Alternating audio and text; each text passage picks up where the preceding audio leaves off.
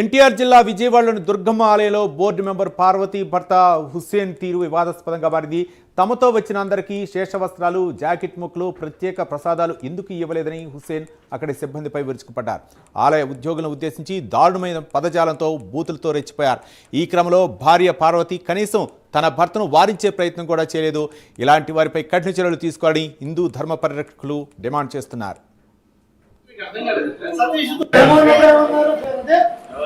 ఎందుకంటే అరుస్తున్నారు అనవసరం గుళ్ళో అవును సార్ ఎక్కడికి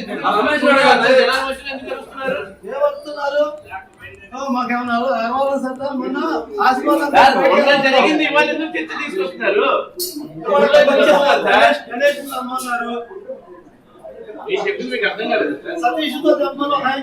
మనం దేవాలయం సేవ కోసం వచ్చాం సార్. మనం ప్రైవేట్ గా మాట్లాడుకోవాలి. అంత జనాన్ని వచ్చి అందరూ బూతులు నెట్టుకుంటూ ఉండకూడదు.